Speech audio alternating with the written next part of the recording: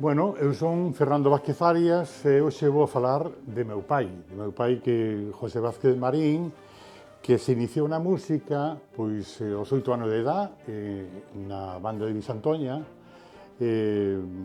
alá por, bueno, pues, naceu no ano 26, en fin, tiña 8 anos cando comezou, e formouse, digamos, de alguna maneira ali na banda, aínda que el supo moi ben que debía de instruirse un poquinho máis e foi a Santiago, xa tendo unha idade de 18 a 19 anos, do ano 44 ao 48, pois estuvo estudiando cos músicos da banda de Santiago, clarinete, saxofón e solfexo, co cual, bueno, é unha persona que entendía que tiña que prepararse para poder facer algo da súa vida, non? O sea, que ele era músico, pero xa lle deron un pequeno cargo como clarinetista principal da banda e como organizador, que era o que organizaba de alguma maneira as pequenas, que son os orígenes das orquestas, máis tarde, as pequenas formacións que iban a tocar aos pueblos. Entón, se había unha banda de 30 músicos, pois o que facían é dividila entre 10 e tocaban en 3 sitios o mismo día, podían tocar, non?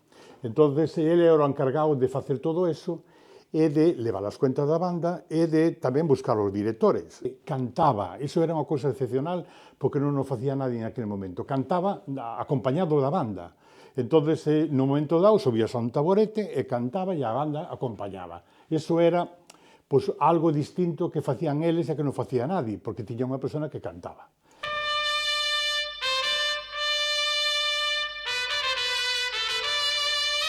Na orquesta romántica, pois lévano como cantante e como saxofonista.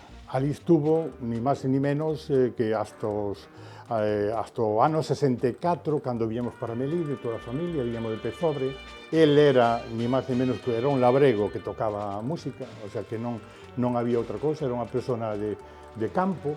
Era a Orquesta Melodías de Melliz, que era dirigida polo irmão de Manuel, que era Jesús Vázquez. Coa Melodías, que antes era romántica, hai que destacar que esta orquesta antes era romántica, foi un proxecto de Jesús, e deume dúas cancións. Unha era Tres cosas hai en la vida, mira se me acordo, canto tempo, e outro era Molino al viento. No ano 65-66 funda a Orquesta Nova Estrella.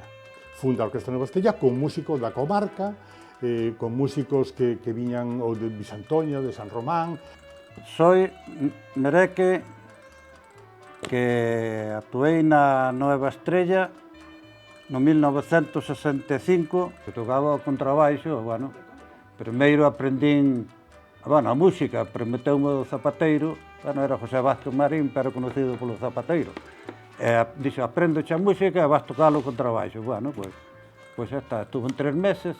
Lutei hasta os 18 anos na banda de Bisantoña. Despois veu o zapateiro por min, José Vázquez Mariño, e viñen para a Nueva Estrella. Estuve 2 anos na Nueva Estrella, dos 18 aos 20, tocaba a trompeta. Toquei sempre a trompeta. Aos 18, 19 anos, foi cando veu José Vázquez Marín por min, para ir para a Nueva Estrella. Por dixo-me, bueno, vas marchar? Sí, vou marchar, vou para unha orquesta. E coa orquesta? Unha orquestinha que había evidentemente foi morto. Pero depois foi o zapateiro por min. E depois xa cambiou a cousa, depois aí xa me gustaba máis. Estaba o conto máis preparado. Meu pai era o encargado tamén de, non somente de enseñarlles música, de enseñarlles a cantar, porque ele cantaba, sino tamén de enseñarlles a comportarse no escenario.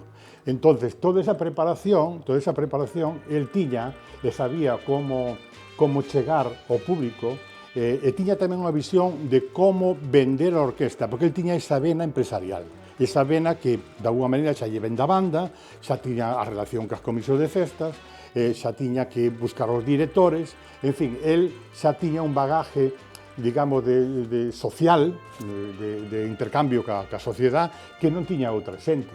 E hai unha cousa moi curiosa, porque, ademais, como Inma ten un familiar que é Saavedra, o director dos Trovadores, era moi amigo do meu pai viña moito aquí a Coruña ao hogar musical, Saavedra, que tocaba o saxo barítono, entón lle decía que que de vez en cando tiña que coller unha especie de pequena estrella ou pequena personalidade que levara, porque iso lle iba a beneficiar moito nos contratos de orquesta e tal. E faloulle dun tal Pepe Marqués. O cantante Pepe Marqués, moi ben, foi que nos abriu os ollos de que estábamos cobrando 2.000 3.000 pesetas, e veu el, e xa veña 8 9 e a comer a orquesta toda xunta. Que tiña que ser que a orquesta tiña que comer toda xunta, non ir polas casas ni nada. Éramos como unha familia.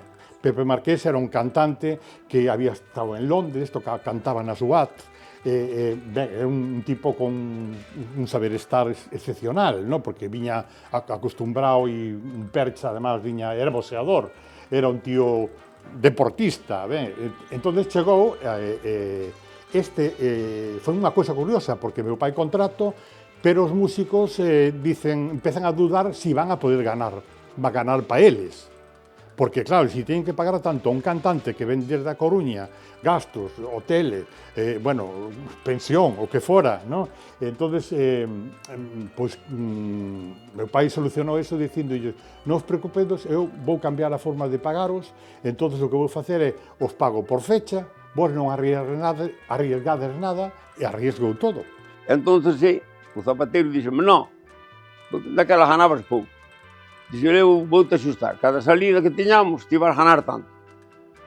Bueno, pois entonces, siguen aquí. Pero foi todo maravilla porque cando presenta a orquesta no mes de abril, que era a maneira de dar a conocer o programa que iba a haber para todo o verano, presenta a Pepe Marqués e foi un éxito porque contrataron en todos os lados porque gustaba moitísimo. Este Pepe Marqués tuvo 2 anos, con 2 temporadas, ca Nueva Estrella de Melide.